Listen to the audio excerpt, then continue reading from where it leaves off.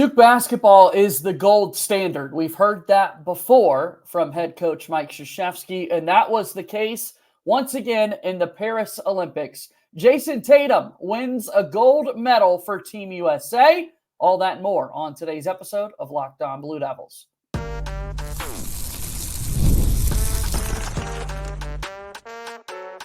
You are Locked On Blue Devils, your daily podcast on the Duke Blue Devils.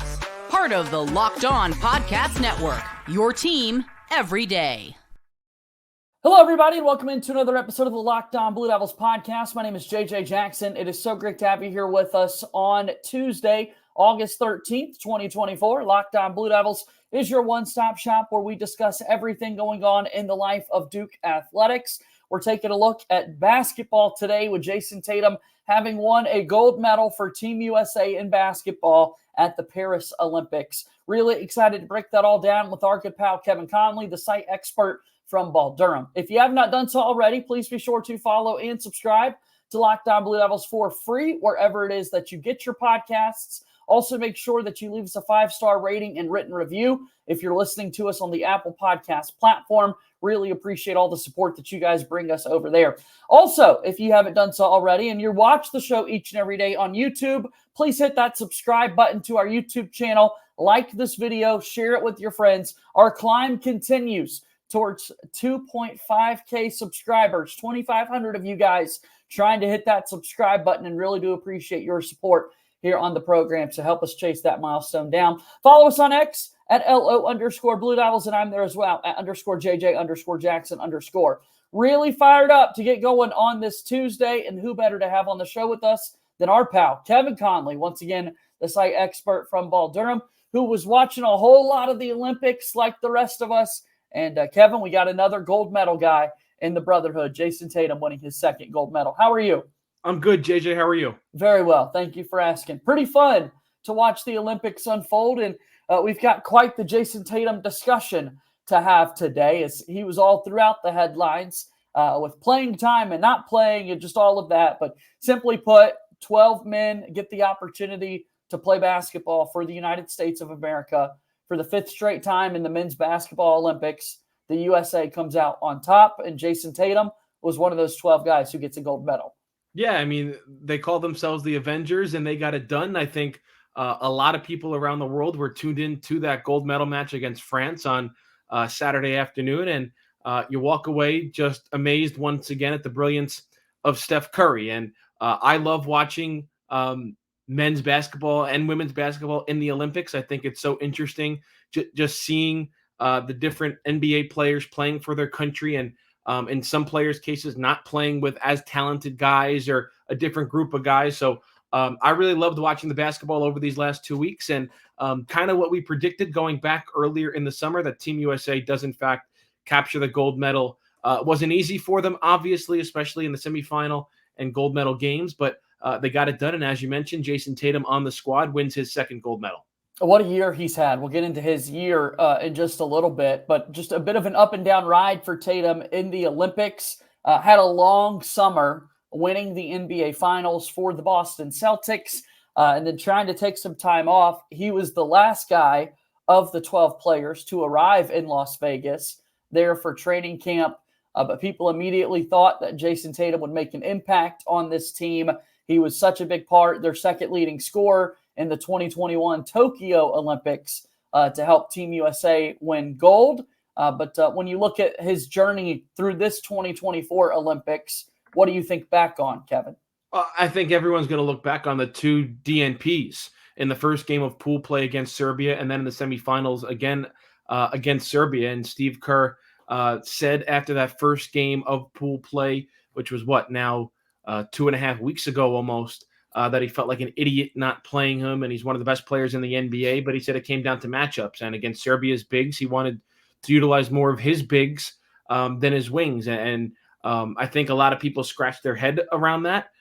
Yes, Serbia had obviously maybe the best big in the game of basketball right now in Nikola Jokic, but you feel like at some point you certainly could have used Jayson Tatum's skill set, and then obviously you had a feeling the same thing was coming once the semifinals came and they got matched up with Serbia as well. But I mean, you look at the numbers in the total 6 games, 2 DNPs in those 6 games, only averaging 11.8 minutes and 3.5 points per game. He did not hit a 3-pointer in the 4 games that he played, in the total 6 games that the USA played. And in that gold medal game against France on Saturday, he played just 11 minutes and scored 2 points. So it's certainly tough, especially when you're in the same somewhat position group as guys like LeBron James and Kevin Durant and Anthony Davis to an extent. But I think that's going to be the major talking point this summer from Jayson Tatum, was his lack of involvement on the court for this USA basketball team. And it's so hard to think about and unpack because Jayson Tatum's been an All-NBA player for 3 seasons running now, and certainly on the first team in that regard over the last couple. And that means you're one of the 5 best players in the NBA, and yet had opportunities moments where he didn't even play for Team USA. You look at it, the guys ahead of him, to your point, LeBron James and Kevin Durant are, top 10, top 15, top 20 players to ever play basketball at the NBA level. So I don't know that that's necessarily a slight to say you weren't able to play over those guys. But given how well Tatum has played in the NBA these past few seasons, I think it surprised a lot of people. You mentioned the numbers in those 6 games. Keep in mind as well, this United States team came together for about 5 weeks total, played 5 exhibition games, and then 6 games that counted throughout the course of the Olympics, and went 11-0 in all of them. And for the most part, outside of those 2 DNPs, Jayson Tatum was a really big part of it. Now, in those exhibition games, Kevin Durant did not play in any of them. So there's obviously a need for more playing time from Tatum.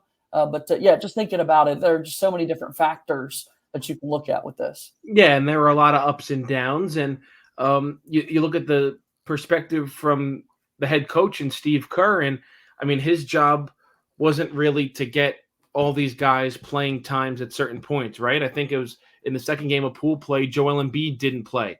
But when it came down to it, his job was to win the gold medal. His job was to lead this team, coach this team to a gold medal, and he did his job. And obviously, you look at a player like Tyrese Halliburton, he rarely got off the bench, and he kind of accepted his role. And once push came to shove, especially in the second half of that semifinal game against Serbia, you saw the guys on the floor that obviously Steve Kerr really trusted, in Steph Curry, Kevin Durant, LeBron James, Joel Embiid, Anthony Davis, Bam Adebayo as well, kind of as that 6th man. And then he kind of rode that lineup as well in the second half against France in the gold medal game. So I think there is going to be a lot of conversation going forward now, especially in the immediate reaction and impact of these 2024 games about the roster in 2028. And a lot of conversation, I think, is going to surround Jayson Tatum, given how he was almost a non-factor on this team. I can't wait to talk about 2028. You've got a good story up about that at balldurham.com. We'll continue that conversation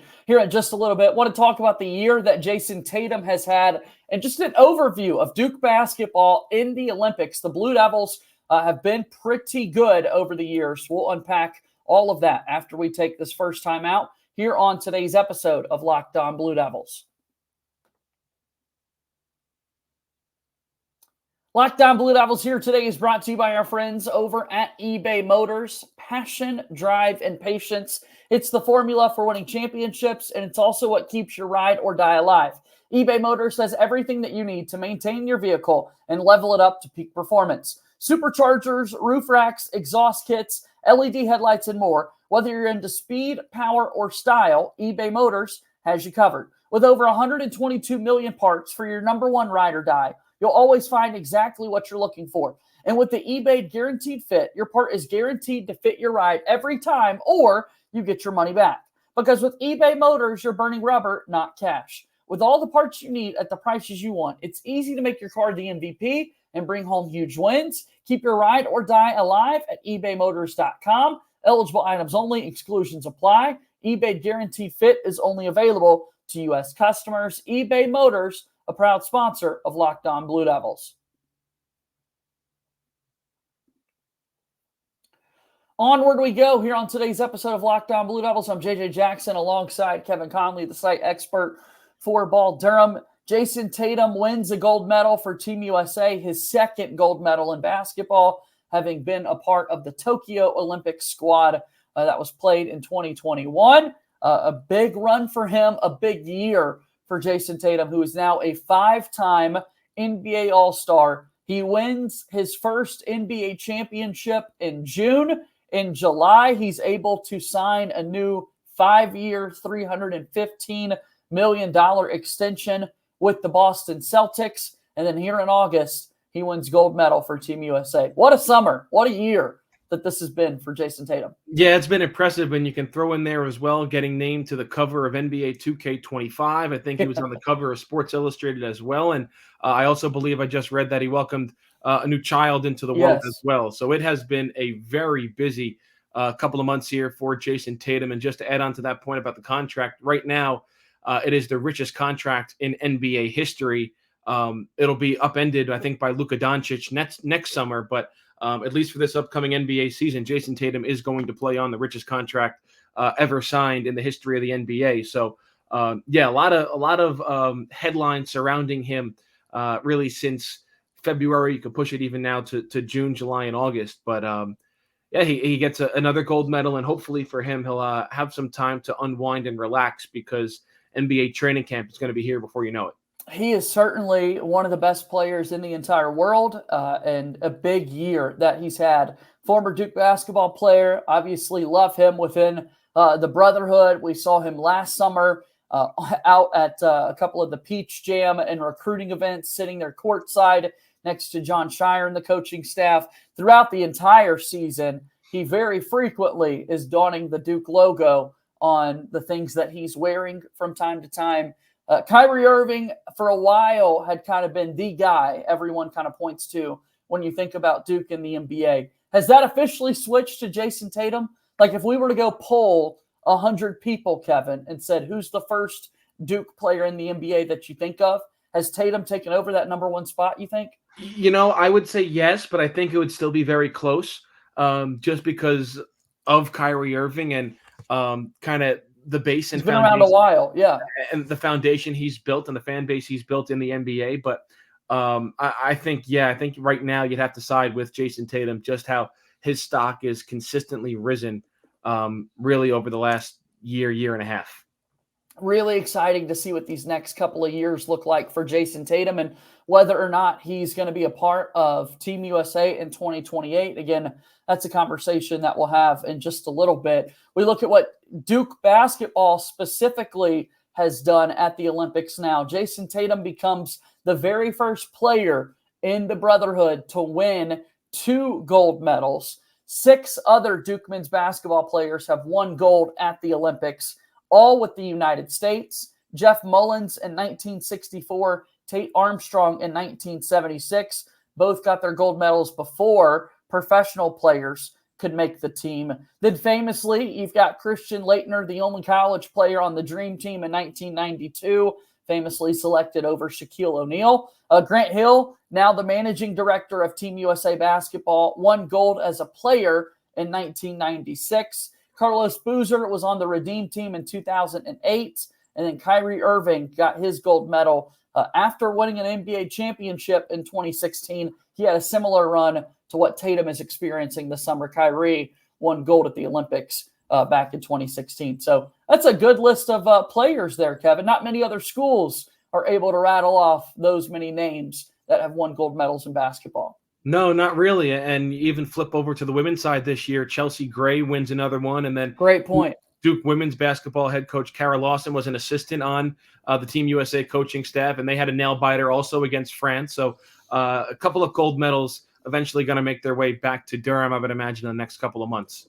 Without a doubt. I mean, that's something that you want to show off and definitely be proud of. Coach K had a book that he wrote back in 2009 titled The Gold Standard, Building a World-Class Team, where he reflected back on his time with Team USA and journeys throughout his Duke years as well. And I think this is just case in point, another evident Duke really is the gold standard. Yeah, it is. And no matter really how you look at it right now, it always seems like Duke is the pinnacle of college basketball. And with these players at the professional ranks continuing to have success and winning championships in their respective leagues and now on the international stage, they just continue to stack up the accolades down there at Duke. Without a doubt. Really excited to see what this looks like for Team USA and moving forward for Jayson Tatum. And hopefully we've got more Duke players involved and plugged in with what's to come. That's the latest story that you've got at Ball Durham. So let's take one more timeout and then we'll come back and talk a little bit about that, what to expect in 2028 when basketball rolls back around at the Olympic level here on Locked On Blue Devils.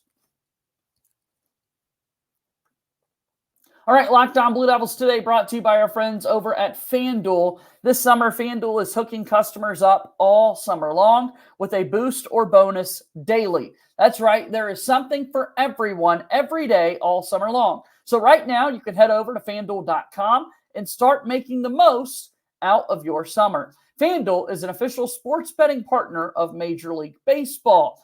FanDuel also a proud sponsor of Locked On Blue Devils. Let's keep going. Kevin Connelly's here from Ball Durham. He's on X at Kevin Connelly 24. Tell us about Ball Durham as well. Well, we got everything over at Ball Durham. Football season quickly approaching. We got a lot on that. And obviously still all over Duke basketball. A little bit of a lull now until players return back for the start of the fall semester in a couple of weeks. But again, everything's over at balldurham.com, and you can follow us on social media at ball_Durham. All right, so you've got a story up there talking about the 2028 Olympics. They will be played in Los Angeles. They're coming to the United States. Team USA will look to win yet another gold medal.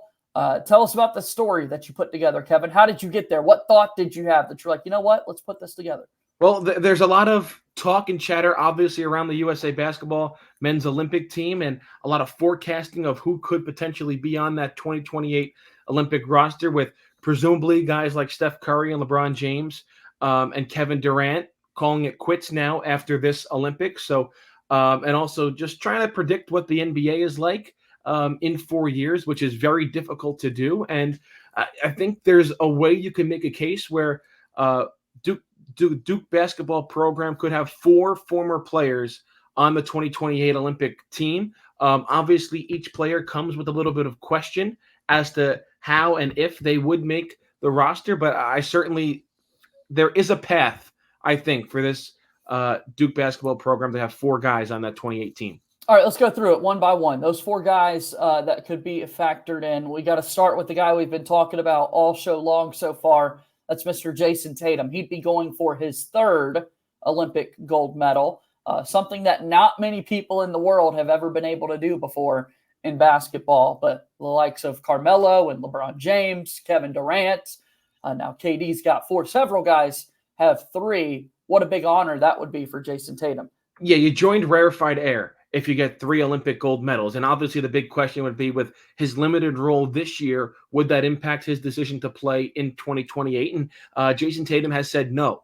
Now, I think a lot of people are kind of envisioning that Steve Kerr is not going to be the coach in 2028. I know there have been some rumblings of Eric Spoelstra being the head coach in 2028, which I think would be a really good choice. And would that impact Tatum's decision positively or negatively should that happen, since Kerr didn't really play him that much here in 2024?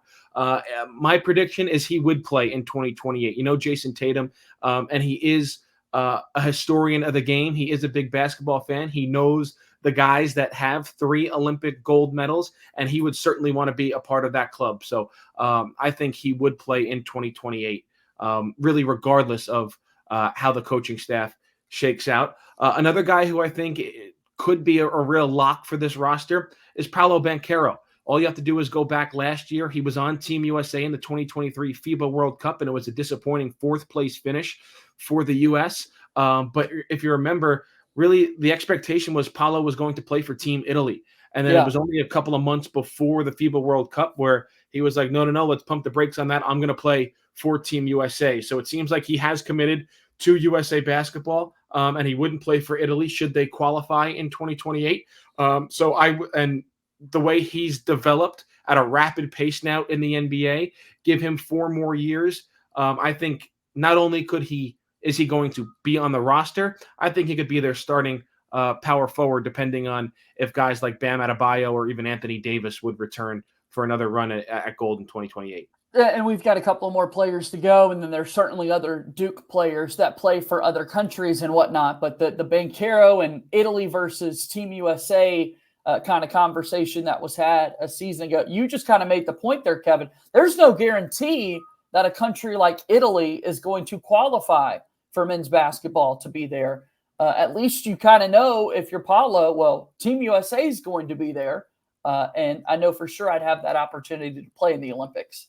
Yeah, and again, I think a lot of this does revolve around the decisions, even of a Joel Embiid. I mean, if you heard his comments, I think it was before the gold medal game, that if Cameroon were to qualify his home country in basketball for the 2028 Olympics, he would probably play with them instead of Team USA, because you remember he just went through getting United States citizenship just in order to have the option to play with USA basketball in this upcoming Olympics. So there is still a lot to shake out in the front court for Team USA, but I think Paulo Banchero is going to be on the short list to join Team USA in 2028.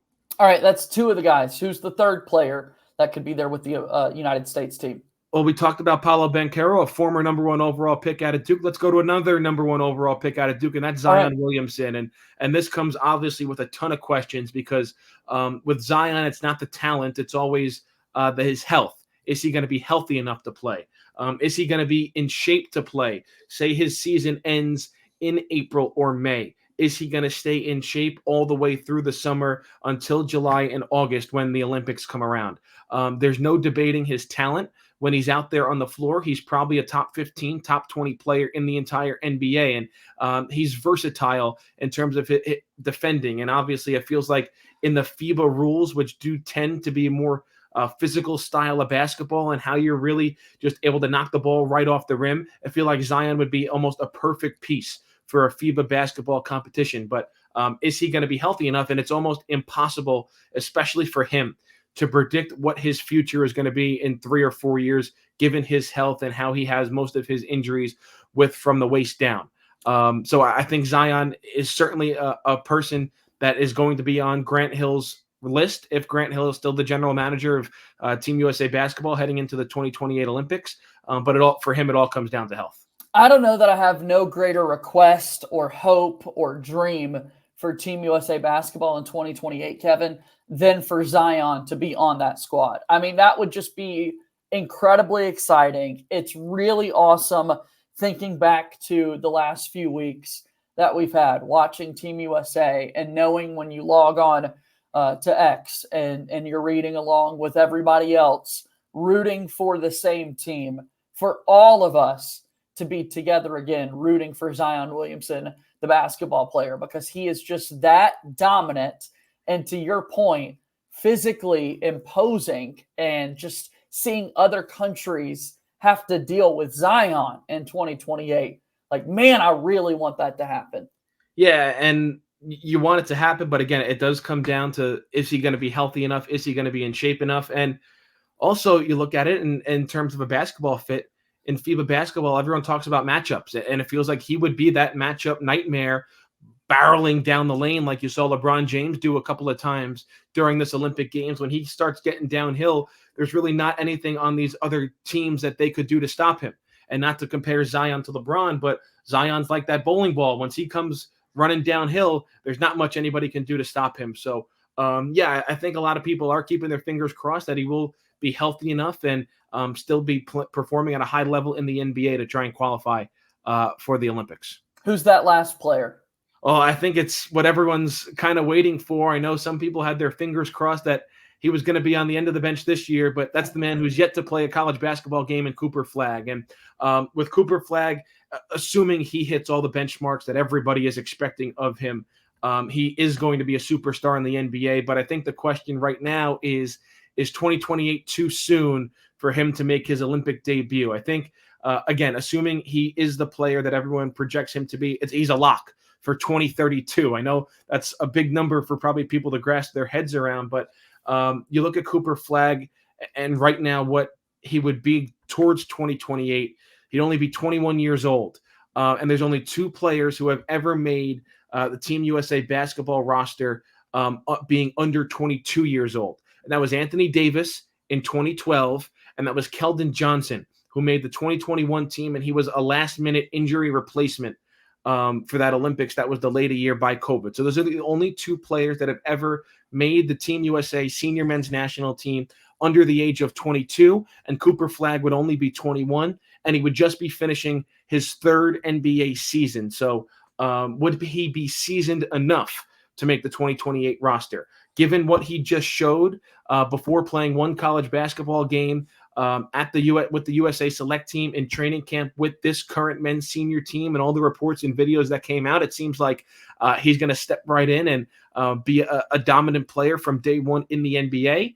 But I think it also comes down to other needs on the rosters and other positions, and just how well he is performing at the NBA level through 3 seasons. It's not going to happen. It's not, but it is fun, Kevin, to think about that timeline in itself. Cooper Flagg will play 1 season for Duke and then go and be the number 1 overall pick. But it is kind of fun to think about the timeline here, that from now until the next Olympics, in theory, you could have Cooper Flagg play out a 4-year Duke basketball career before those Olympics come around and take place. So that would be kind of our final note to let people know about when we look at this. And again, go over to balldurham.com and read the story that Kevin's been able to put together about Team USA and potentially having 4 Duke players on their 2028 Olympic squad. The age of these guys, right? Like, where are they going to be at in their playing careers? Flagg at 21, Zion would be 25 years old, or excuse me, Paulo would be 25, Zion would be 28, Jayson Tatum would be 30. So 21, 25, 28, and 30. Those guys, that's a good age. That's still right in the prime of your career for a lot of them, and some even before that prime. Yeah, exactly. So it does make sense in theory. And again, this is just like preliminary discussions about what that 2028 Olympic team, because it feels like when you're talking about USA basketball in the Olympics, it's something that really, no matter who you root for in the NBA, who you root for in college, everyone kind of rallies around and cheers for USA basketball and has a vested interest in USA basketball. And there are a lot of players under consideration, you would imagine, for 2028. And again, guys like Jayson Tatum and Devin Booker and Anthony Edwards, you imagine Tyrese Halliburton are going to be on that roster, as well as the veteran presence.